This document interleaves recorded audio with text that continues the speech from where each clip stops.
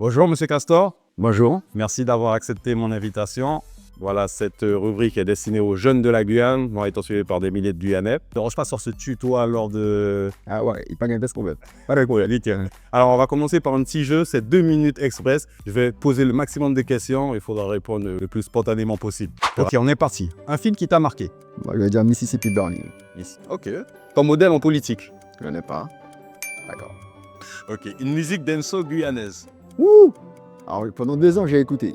Beaucoup pour essayer déjà de comprendre ce qui se disait. Alors juste un. Gifta. Kifta, ok. Le nom d'une crique en Guyane? Oranganavo. Oranganabo, ok. Donc la Guyanais préférée hors Bouillon d'Awara? Kalou. Galou? Ok, c'est une bonne réponse. Un mot en créole que tu dis tout le temps? Oyo. Ton quartier préféré en Guyane? C'était Zéphyr. T'es fier? Tu es plutôt Lexios ou Danny Play? Lexios. D'accord.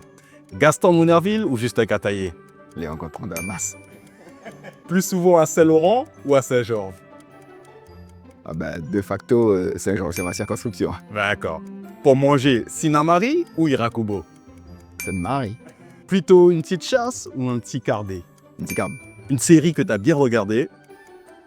Je suis pas trop serré. D'accord. Les films. Des films? Un film? Non, récemment, j'ai trouvé que Fanon, c'était pas mal. Fanon? Ouais. Ok, nickel. Un truc que tu rêves de faire pour la Guyane, même si c'est fou, même si c'est impossible. Du bonheur partout. Ok, nickel.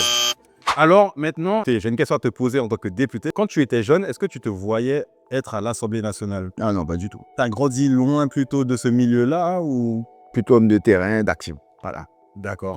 Pendant très longtemps, ouais. Ça s'est passé comment quand tu es arrivé à l'Assemblée nationale la première fois? Non, déjà, de toute façon, moi je fais partie d'un parti politique où on forme nos militants. D'accord. Pas étonné, pas émerveillé plus que ça. Par contre, voilà, je sentais la responsabilité que j'avais, oui. D'accord. Tu te sentais pas seul Non, non, d'accord. J'ai une question aussi sur ton parcours personnel. Tu es né à Sinamari? au fait, c'est ma... D'accord. Très tôt, on est parti, ouais. D'accord. Ouais. Et il me semble que j'ai vu un article fait sur ton Wikipédia. Tu disais que tu travaillais à EDF avant. Il s'est passé quoi avec EDF? On m'a mis à la porte. Oui, c'était par rapport aux mouvements sociaux, et voilà. Faire respecter les Guyanais et les travailleurs guyanais, oui. D'accord. Et du coup, ils n'ont pas accepté ça. Hein? Voilà. Je n'ai pas été le premier et je ne serai pas le dernier. C'était vraiment ton collectif, votre collectif? En fait, nous étions plusieurs en fait. À être inquiétés, nous avons été 2 à être licenciés. Voilà. Il y en a un, l'autre a été réintégré et moi, quand c'est négatif. Je crois connaître là.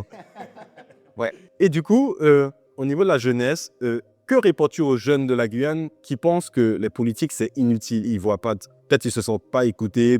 Déjà, je les comprends. Parce que c'est vrai qu'on a détourné en fait, la politique maintenant, c'est...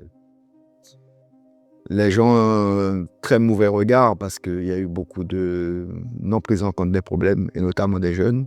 Et puis, c'est surtout le problème de la crédibilité aussi, je pense. C'est-à-dire que moi, j'essaie de... Entre ce que je dis depuis 40 ans avec mon parti politique, etc., voilà, j'ai pas changé. D'accord, t'es resté le même. Voilà. C'est bon, C'est le même discours, et puis ce sont les mêmes objectifs, c'est la même action, la même pratique. Mais qu'est-ce que vous avez pour les jeunes en Guyane? Qu'est-ce que vous voulez faire pour les jeunes en Guyane? Moi, j'ai surtout envie de dire aux jeunes qu'ils sont sur une terre qui a énormément de ressources, qu'on a besoin de personnes. On a toujours besoin de pays en soutien. Mais ce que je veux dire, c'est qu'on a en notre sein, au sein de notre territoire, toutes les ressources qu'il faut. Et donc, oui, il y a un problème d'emploi, il y a un problème de libre circulation des personnes, des marchandises sur le territoire. Et les jeunes ont envie de bouger. Quand on est jeune, on a envie de bouger, on a envie d'activité, on a envie de...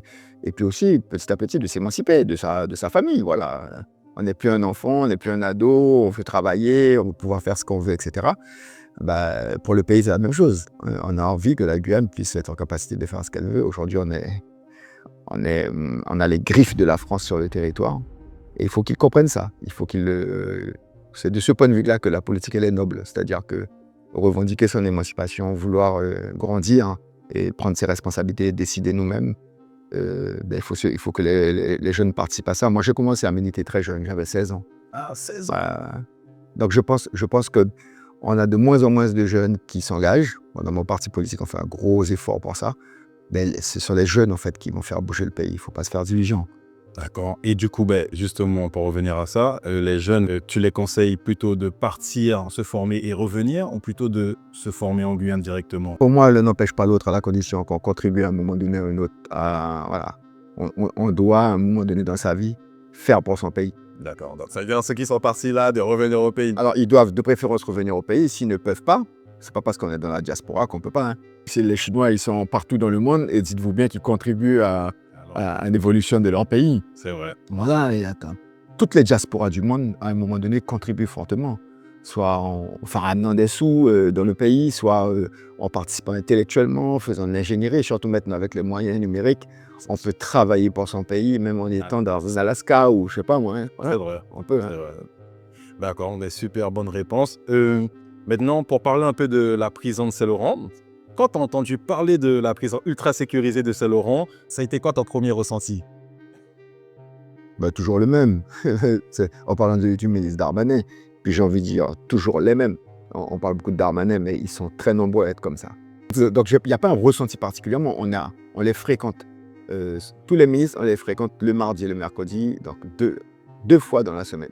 Donc on les voit, on les croise, on les voit dans l'hémicycle, mais on les voit aussi dans les couloirs. Et puis on voit toutes les séquences que vous ne voyez pas. Bon, voilà. Ou parfois, voilà, tu passes à côté, tu entends ce qu'ils peuvent dire. Bon, ces gens-là nous méprisent. Donc, pas surpris, tu connais le personnage, quoi. Je connais le personnage, je connais les personnages. Ouais. D'accord. Et est-ce que du coup, c'est pas une bonne chose que ce personnage-là agisse de la façon, comme ça les gens peuvent voir vraiment peut-être les intentions, on ne sait pas, et que peut-être ça donne un petit coup de pied aux élus qui pensent toujours que peut-être... De toute façon, à chaque fois qu'ils permettent l'éveil de la population, la prise de conscience de la population, s'ils nous aident à ça, c'est tant mieux. C'est bénéfique. Il y a un journal qui avait écrit à un moment donné, le colonialisme français est toujours aussi con. Ça a résumé. Mais du coup, pour revenir à la prison, je sais que c'est par rapport aux accords de Guyane, c'est nous les Guyanans qui avons demandé la prison. De base, c'était pour la surpopulation dans la prison de Rémire. Mais c'est vrai que lui, il est venu, il n'a pas prévenu apparemment les médias en Guyane, ni les élus. Et il a fait un communiqué avec un média national pour dire qu'il y aura des radicalisés dans le jargon des terroristes. Et c'est là qu'on se dit, c'est plus une prison peut-être pour nous. Tu t'es dit quoi à ce moment? De toutes les façons, nous, on a le ministre Valls, qui est le ministre des 10 Outre-mer. Lui, il nous a appelés pour nous dire « Mais je suis pas au courant. » Mais lui, il est pas... Il a dit « Je suis pas au courant et je suis contre. » Et c'est une farce. Voilà. En tous les cas, nous, on doit sortir de cette farce-là. C'est ça qu'on doit tirer comme conclusion. Clairement. À un moment donné, voilà, soit on continue à subir, soit on s'émancipe. Hein, on choisit de prendre nos responsabilités. Et pour terminer dessus, parce que c'est un sujet, on le voit, ça fait l'actualité. Je ne sais pas si tu as vu la vidéo où il parle aux journalistes en le traitant de Journaliste, d'abord, en plus d'être complètement toi, à la idiot. place du journaliste, tu aurais répondu quoi? On peut toujours dire, j'aurais fait ci, j'aurais fait ça. Bon, là, on est sur de l'épidermique. Hein. On peut être balèze en self-control. Mais voilà. Enfin, ce qu'il faut retenir, c'est qu'aujourd'hui, en France, il se dit qu'il n'a jamais dit ça. C'est vrai qu'il a revu ses paroles le lendemain et il a dit que c'est... Donc, avant, on est là même sans la télévision, hein, qui est censée protéger le journaliste. Hein. C'est la même chaîne, hein, le même propriétaire. Ils ont fait un communiqué en disant qu'il n'a pas tout à fait dit ça. Il n'a pas tout à fait dit ça. Alors que tout le monde a entendu ça. Ensuite, notre question d'actualité, je me suis renseigné, j'ai vu qu'il y a une baisse du budget Outre-mer en 2025. Quelles conséquences pour toi ça aura sur la Guyane? Alors ça aura des conséquences graves dans le domaine économique, dans le domaine social, parce qu'à partir du moment où il y a des coupes budgétaires et qu'on est dans une économie où on dépend en fait de l'argent public, forcément, ça a des conséquences. Quand on réduit donc le volume de flux financiers qui va servir à la commande publique, au fonctionnement, on va dire, des collectivités territoriales ou des services déconcentrés de l'État, toutes les réductions créent des problèmes. Je prends un exemple simple que les jeunes connaissent bien. Ce sont les fameux PEC, les contrats PEC. Ils sont réduits. Donc forcément, ce n'est pas une solution, les contrats PEC. Je ne suis pas spécialement pour ça. Mais ce que je veux dire, c'est que ça aura des conséquences. Les subventions, les associations, les clubs de sport, les associations culturelles, etc. Mais quand on fera des demandes de subventions, on va se rendre compte qu'il y a moins d'argent. Je ne parle même pas des investissements que pourraient faire les collectivités territoriales, donc les mairies, la collectivité majeure, la CTG. Ça va être très compliqué. Donc les gens n'avaient pas plus ou moins assez, entre guillemets, mais on aura encore moins assez. Voilà. Mais d'où encore, je le redis, hein, ce qui est à me répéter, c'est que nous, on veut exploiter nos ressources. Si on exploite nos ressources, on ne dépend pas de la mère patrie qui déverse de l'argent ou qui ne déverse pas. Voilà. À partir du moment où on peut exploiter nos ressources, nos minerais, bien sûr, au lieu que ce soit des garimpeiros qui pillent la forêt et notamment au niveau de l'activité aurifère, qui détruit la forêt et puis notamment qui pille l'or, ça va nous permettre d'avoir effectivement suffisamment de recettes, mais pas qu'avec l'or, avec le bauxite, la tantalite, le manganèse. Il faut que les jeunes sachent que voilà, nous couchés, on est des richesses phénoménales. Il faut qu'on le sache. On n'imagine pas la biodiversité. Pendant que nous, on fait autre chose, il y a des gens qui viennent, qui récupèrent des fleurs, qui récupèrent des feuilles, qui font des études, qui font des recherches. Et puis, une fois qu'ils ont découvert donc, un certain nombre de molécules, pour la parfumerie, pour la pharmacopée, etc., ils déposent des brevets, ils en tirent profit. Il y a des industries derrière qui en tirent profit. Et puis, nous, on est là à regarder tout ça. On est carrément sur de l'or, en fait. Et maintenant, j'ai une question des jeunes. Voilà, sur mes réseaux, j'aurais demandé s'ils avaient une question à poser à un député. Alors, ils savent pas c'est lequel. Alors, il y a MRSTIA qui vous demande « Quelles mesures proposez-vous pour renforcer la sécurité des biens et des personnes en Guyane face à la criminalité et au trafic ?» De toute façon, il y a toujours deux aspects. Il y a l'aspect prévention, qui pour moi est l'essentiel. Parce qu'en fait, je parlais de bonheur tout à l'heure. Quand on est bien, on n'a pas besoin d'aller... Voilà, il n'y a pas d'acte de délinquance particulièrement. Cette dynamique de délinquance-là, voilà, on la contient. Bon. Le problème qu'il y a, c'est que on a un terreau en fait favorable. On a trop de personnes, notamment trop de jeunes, qui aujourd'hui sont abandonnés, sont laissés pour compte. Les autres, les trafiquants, ils se disent, bon voilà, on a la possibilité. Et le terreau, il est hyper favorable. Donc ça se voit, hein. Rappelez-vous au début pour les mules, ce qu'on donne à un jeune pour aller transporter de la drogue, ce qu'on donnait avant, voilà, aujourd'hui on peut donner 3 000 € à un jeune, il va vouloir le faire contre 3 000 à 4 000 €. Et ça, moi j'ai envie de dire, faut vraiment que les jeunes se rendent compte que sur la partie préventive, moi je pense qu'il y a une responsabilité importante des politiques. Moi je me sens responsable quand on n'arrive pas à s'unir, on va dire, tous les élus et qu'on n'arrive pas à voir des élus qui sont dans cette dynamique-là. On doit mener un combat pour changer la donne. On ne peut plus faire comme avant. Et puis après, on parle de la répression. Ok, il faut essayer de faire en sorte que je vais dire, pas les jeunes, mais ceux qui organisent tout ça, ceux qui pensent à structurer. Oui, les têtes pensantes. Oui, c'est sûr. Les têtes pensantes, voilà. Mais le problème, c'est que quand on demande des moyens pour avoir donc, des magistrats qui ne fassent que ça, quoi. Donc, il en faut suffisamment. Il faut leur donner les moyens technologiques aujourd'hui.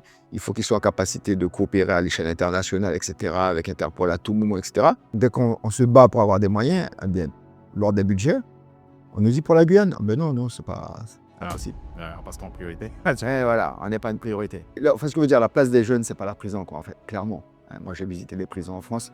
Voilà, ça t'arrache le cœur de voir que quand je vais visiter des prisons, je vois des jeunes filles de toutes les communautés qui ont transporté de la drogue. Et elles sont là, et puis quand tu discutes avec elles, puisque je rentre dans les cellules, je discute, elles me disent, j'avais besoin d'un peu d'argent. C'est toujours ça en général. Voilà. Est-ce que tu regrettes? Oui. Est-ce que tu vas le refaire? Non, mais on sent bien que le non, peut-être que c'est... Si je ne peux pas faire autrement, je vais le faire aussi à nouveau. Oui, je vais le refaire. J'ai fait une interview d'ailleurs avec une ancienne mule qui expliquait qu'elle ne voulait pas du tout et que son compagnon l'a motivée pendant plus d'1 an et elle a craqué au bon moment à force qu'elle voit que lui, il s'en sort et qu'elle reste toujours dans la situation, elle était étudiante. Ouais. Du coup, il y a une autre question, c'est Femme de Dieu qui vous demande comment aider l'électorat à reprendre confiance aux politiciens. Déjà, moi, je pense qu'il faut être proche des gens. Il faut être simple, il faut expliquer quand on arrive à gagner quelque chose, quand on n'y arrive pas, pourquoi. Il faut prendre le temps d'aller vers les gens, parce que les gens ont tellement une mauvaise idée de la politique pour retrouver, on va dire, un peu de crédit, de confiance. Voilà. Et en tous les cas, c'est ce qu'avec mon collègue Deveriman, on essaie de faire.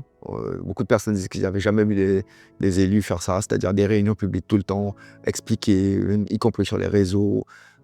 Faire vraiment un travail de prise de conscience. Et à partir du moment, il y a un autre aspect aussi, c'est ce qu'on dit ici, nous, le discours qu'on tient ici, c'est le même discours qu'on tient devant les ministres. D'accord. Quand on est de l'autre côté, voilà, on tient un discours identique, il n'y a pas un discours de couloir et puis un discours de public, etc. Ça, franchement, c'est une chance qu'on ait ça déjà en Guyane, hein. C'est pas partout. Et la dernière question des gens qui me suivent sur les réseaux, Nathalie Bernard 973, elle vous demande pourquoi la Guyane est le seul dom-tom à ne pas être livré par Chine depuis le Covid. Chine, c'est un peu comme le Amazon chinois, entre guillemets. Elle veut savoir pourquoi c'est pas livré, pourquoi elle peut pas acheter ses vêtements dessus. C'est une question vraie. Et je pense que ça va être plus difficile parce qu'il y a beaucoup de textes de loi où ils veulent légiférer pour limiter, alors je crois, parce qu'en fait, il y a énormément de transactions qui se font où les Chinois arrivent à passer à travers mailles. Je crois que c'est tout ce qui est en dessous de 150 €. D'accord. Et donc maintenant, ils veulent mettre en place donc, une législation qui va essayer de mettre des contraintes fiscales, y compris, pour limiter les transactions financières et surtout tout ce qui concerne donc, les achats en fait, en ligne. Ok. Voilà. Donc elle est plutôt mal barrée. Bon. C'est une dame. Oui, Nathalie. Ah ouais, Nathalie, c'est... Ils sont plutôt en France, ils veulent plutôt limiter ça. Après, bon, mon point de vue personnel, moi, je pense que on est dans un système mondialisé. Il faut qu'on fasse attention quand même sur ce qui se passe. Mais bon, il y a un vrai débat sur la vie chère aujourd'hui, et on va jamais empêcher aux gens de chercher là où c'est moins cher. Ça, c'est clair. Bon, de la même façon que voilà, les personnes vont au Brésil acheter, les gens vont au Suriname acheter. Voilà, donc, soit on arrive à créer les conditions, et j'espère qu'on pourra le faire. Et en tous les cas, moi, je me bats pour ça. C'est qu'il faut que l'on produise dans notre pays aussi. Alors, moi, j'aimerais que d'ici quelques années, on puisse acheter massivement des produits que nous réalisons nous-mêmes. Parce que Le rêve qui peut devenir réalité. mais bien sûr, il y a beaucoup de pays qui ont réussi cette transition-là. Même des plus petits que nous, je vois. Plus petits que nous, voilà, on a énormément. Donc justement, c'est la mise en valeur, parce qu'avoir des ressources, c'est une chose, et mettre en valeur les ressources, c'est encore autre chose. Et c'est ce qui ramène vraiment de la plus-value, c'est ce qui ramène de l'activité, c'est ce qui ramène de la fierté aussi. Voilà, la fierté de consommer les produits de notre pays, etc. Merci en tout cas Nathalie, je pense qu'elle a eu sa réponse. On a fini avec ça. Vous pouvez expliquer un peu ce que la démarche du MDES, parce que je me suis renseigné, le MDES, on entend souvent ce mot. Je pense que beaucoup de jeunes peut-être ne savent pas ce que c'est, et peut-être ce serait le moment de... Le MDES, c'est deux positions. D'accord. Une première position, c'est que nous, on est pour la justice. Justice sociale. Notre combat, notre idéal, c'est que, voilà, que les gens, chacun ait un toit, chacun ait un salaire, chacun ait une activité, si ce n'est pas un salaire, parce qu'on peut avoir une activité qui rapporte des revenus sans dépendre d'un patron. Et puis, nous, on veut que les gens puissent avoir des loisirs. En fait, c'est le fameux 8-8-8. Là, je dors 8 heures, je travaille 8 heures et j'ai des loisirs pendant 8 heures. Bon, voilà, c'était le rêve, on va dire, de toutes les personnes qui avaient ces idéaux, on va dire, socialisants, etc. Par contre, il y a un autre, à côté de ça, on a un autre combat qui pour nous est important, c'est notre pays lui-même. Voilà. La Guyane est le seul territoire de en Amérique du Sud qui n'est pas indépendant. Bon. Et de toutes les façons, la Guyane sera indépendante. Peut-être que je ne le verrai pas, mais j'aimerais bien le voir. Ah oui, ça aurait été... Mais ce que je veux dire, c'est qu'on peut toujours dire oui, mais bon, est-ce qu'on est prêt, etc. Mais en tous les cas, il faut se préparer. Et c'est ce que le MDES a dit dès sa création, c'est-à-dire que travaillons, préparons-nous, voilà. Et s'il faut passer par une étape avec un statut, avec une autonomie très large, préparons-nous. Travaillons à récupérer toutes les compétences. Ce n'est pas normal que ce soit un préfet qui décide à la place des Guyanais. Et un préfet que l'on change tous les 3 ans, qui arrive, qui dit moi je vais donner un tel, je ne vais pas donner un tel. Au final, qui ne connaît pas assez la Guyane. Mais pas seulement, mais de façon qui vient pour ne rien donner. De toutes les façons. Pour maintenir le territoire comme ça, pour qu'il ne bouge pas. Voilà, c'est juste une aberration d'avoir un territoire, je le redis, qui a autant de ressources, où on pourrait donc subvenir à nos besoins nous-mêmes. Et au final, on a transformé, parce que c'était le cas à une époque. Il faut que les jeunes le sachent. À un moment donné, la Guyane n'avait pas besoin de la France, notamment pendant l'entre-deux-guerres. On produisait du savon, de l'huile, on faisait tout en fait en Guyane. Quand il y avait même une partie de la production guyanaise qui était récupérée, notamment l'or, qui a été récupéré, tout le stock d'or de Guyane, à la banque là, que vous voyez à la place dite anciennement Chelchia, il y avait un stock d'or, la France est partie avec tout. Voilà. Donc on avait notre propre monnaie. Les jeunes ne le savent pas, on avait notre propre monnaie guyanaise. On avait nos billets, voilà, on produisait nos propres billets. C'est un rêve, mais du coup, pour finir avec cette interview, moi j'ai un rêve, je me suis dit, mais Alors, on avait des chemins de fer. Bon, c'était pour travailler à Saint-Élie, je me suis renseigné. Pas que à Saint-Laurent, à Gagny aussi. Et j'ai vu aussi au Bail des Anamites, peut-être. Bail des Anamites, Voilà. Et je me suis dit, bon, on avait des rails, donc c'est faisable. Moi, mon rêve, je me suis dit, pourquoi on n'aurait pas une ligne ferroviaire qui ferait peut-être de Saint-Laurent à Saint-Georges et qui pourrait peut-être ferait 2 arrêts par jour. Les gens des communes pourraient travailler sur Cayenne. Je sais, c'est un rêve assez irréalisable. C'est comme la question que je t'ai posée tout à l'heure. Mais si on avait ça, et puis qu'en plus de ça, à Saint-Georges, on pouvait récupérer des marchandises du Brésil, qu'à Saint-Laurent, on pouvait récupérer des marchandises du Suriname, est-ce que cette Guyane-là, elle pourra peut-être être réelle un jour? Alors déjà, moi, j'ai envie de dire qu'on a le droit de rêver. Donc peut-être que quand tu vas dire ça, il y a des gens qui vont dire « Mais non, bon, arrêtez, c'est mon mot ». Il faut répondre aux gens, vous avez droit à rêver. Parce que tous les pays qui ont été transformés, ça a commencé par un rêve. Et justement, souvent, ce sont des rêves de liberté et d'émancipation. Ça, c'est une première chose. Deuxièmement, il faut bien comprendre que quand on regarde un petit peu certains pays où les gens se sont permis de rêver, très rapidement, les changements se sont faits. D'accord? Aujourd'hui, vous avez la chance. Hein. Franchement, les jeunes, vous avez Internet et il y a beaucoup de jeunes qui voyagent. C'est ça. D'accord? Il faut savoir qu'il y a 30 ans, 40 ans, il y avait beaucoup de jeunes au Guyane, mais qui ne bougeaient pas, en fait. C'est sûr. Et comme il n'y avait pas les réseaux sociaux, si tu n'avais pas la possibilité d'avoir une bibliothèque et aller dans les lits, tu étais totalement ignorant. D'accord? Donc aujourd'hui, par exemple, quand on nous fait un pont bidon et plat, les jeunes qui vont au Suriname, ils voient qu'à Paramaribo, il y a un pont qui fait 42 mètres. D'accord? Ouais. Quand ils vont sur Internet, ils voient qu'au Guyana, à Georgetown, on est en train de faire un pont de 72 mètres de haut. D'accord?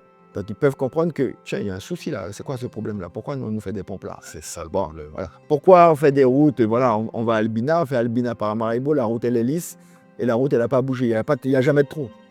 Et puis nous, dès qu'on fait une route, la route elle a toujours des trous après une saison des pluies. Ouais. C'est le même climat, c'est le même terrain.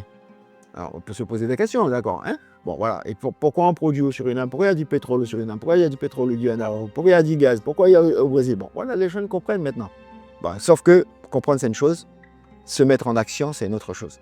Et il faut que les jeunes prennent leur place, parce que cette transformation-là, passer du rêve à la réalité, comme dit souvent mon camarade Pédard, voilà, il n'y a plus qu'à en fait. Il n'y a plus qu'à. Et s'il y a justement des jeunes qui t'écoutent et qui veulent t'aider, qu'est-ce qu'ils doivent faire pour pouvoir t'aider là actuellement? J'ai envie de leur dire de rentrer au MDS, on a une équipe jeune au MDS. Et puis deuxièmement, voilà, on peut agir dans beaucoup de domaines. Moi, le travail que je vois, puis il y a beaucoup de jeunes qui rentrent au pays et qui décident d'investir, d'avoir leur propre entreprise, etc. C'est une très bonne chose. Les jeunes qui sont dans la culture, les jeunes qui sont dans le sport, les jeunes qui sont dans plein de domaines, pour moi, ça contribue. Hein. C'est la somme de tout ça, en fait. Hein. Ce n'est pas simplement il n'y a pas que le combat politique. Par contre, voilà, évidemment, plus on sera nombreux en tant que force politique consciente pour agir, pour défendre ce territoire-là, pour le protéger, pour dégager vraiment une planification de développement économique et social, belle nègre. Voilà, parce que ce qu'on rêve aussi, c'est d'avoir des relations tout à fait normales avec nos pays voisins. Et puis, voilà. Je rappelle aussi qu'il n'y a pas vraiment d'âge. Tu as commencé à 16 ans. Est-ce que tu peux me raconter comment c'était rapide? Oh, c'est à 16 ans. Ça a commencé par une garde à vue. Garde à vue. Bon, vraiment. Et à Saint-Laurent, pourtant que j'étais d'ici, hein. Plus. Mais tu vois, bon voilà, à l'époque, même si les routes étaient un peu plus compliquées qu'aujourd'hui, on arrivait à Saint-Laurent, Mille était à Saint-Laurent, etc. Et en forêt. J'ai arrêté en forêt en plus. Mais il y a beaucoup de jeunes, hein. Je n'étais pas seul. Hein. On commence en général dans les lycées, on revendique pour avoir des conditions d'études un peu meilleures, etc. Et tu sais, à partir du moment où tu ouvres ta bouche et que tu contestes le système, bon voilà. Mais après, je n'ai pas envie non plus de travailler à leur place et tu vois, parce que quand tu dis ça, ça peut faire peur aux jeunes, leur dire oui, mais bon, etc. Mais bon, moi j'ai plutôt envie de parler de ce que ça peut apporter en fait de militer pour son pays. C'est ça en fait. Et il n'y a pas tous les pays du monde qui se sont transformés. C'est-à-dire, quand tu vois la transformation du pays dans l'aménagement de son territoire, dans la beauté qu'on peut y apporter, dans l'organisation, tu vois comment les gens peuvent vivre, le transport, tu vois les modes d'habiter qui sont respectés entre le traditionnel et le moderne. Il y a plein de choses qui se font dans le monde. Et la Guyane, c'est ce chemin-là qu'on doit prendre. Il n'y en a pas d'autre. Sinon, à piti nous cambrons. Voilà. Bon, super. En tout cas, merci d'avoir pris du temps pour moi, pour cette interview. Je vous remercie. C'est moi, je te remercie.